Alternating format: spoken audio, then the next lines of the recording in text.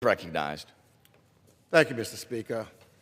I rise today in strong support of my War Powers Resolution, and I do so today because the Constitution of the United States actually demands it. And so does the conscience of the House of Representatives. So, in my view, Donald Trump, and I think that in most of the world's view, has dragged the American people into a war of choice, launched without congressional authorization. The president did not discuss and work with any of our allies. There was no coherent strategy. This was an open-ended and undefined military engagement, and that's exactly what the War Powers Resolution was designed to restrain. But what we're here today is to talk about the authority of Congress, whether you agree with the war or not. It's the authority that lies within Congress. On February 28th, the president launched an attack while negotiations between Iran and the United States were actively going on. Diplomacy was going on. Iran's former foreign minister had stated just days before that a historic agreement was within reach. There was a path forward that did not require a single American service member to be put in harm's way. And instead of pursuing diplomacy, the president started a war, costing the American people billions of dollars, losing 13 American lives, and so many other men, women, and children who were not part of, who were civilians.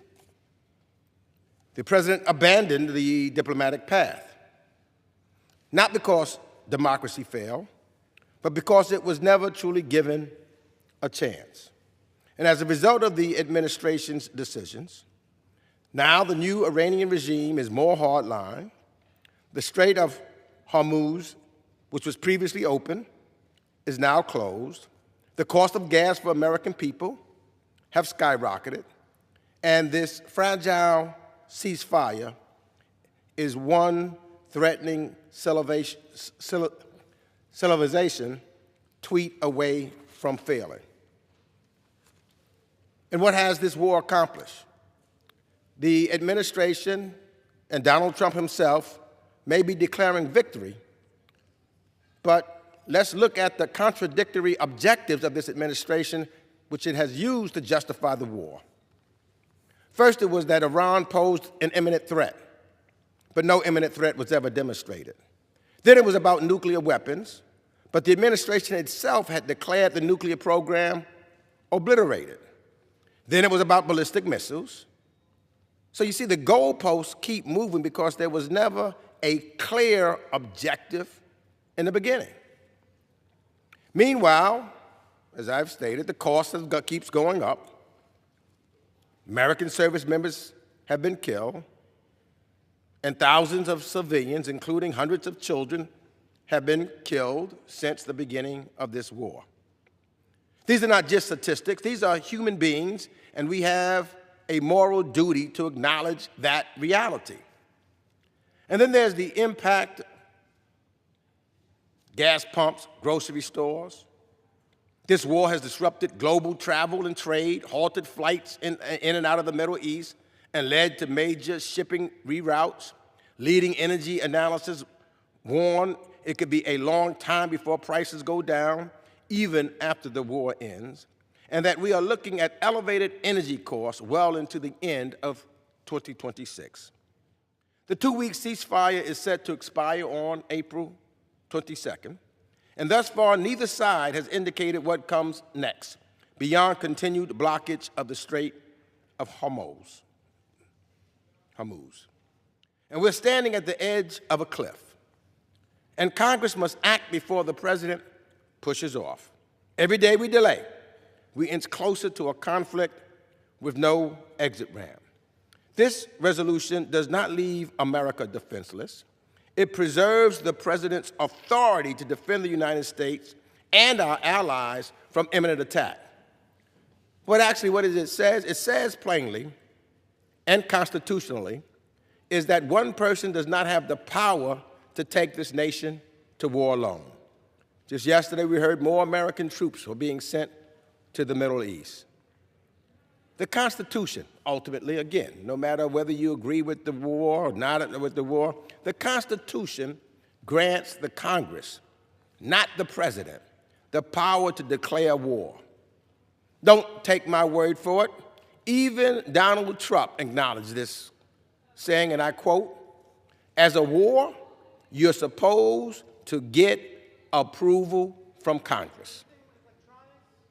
This is not a skirmish. This is not a military operation. This is a war.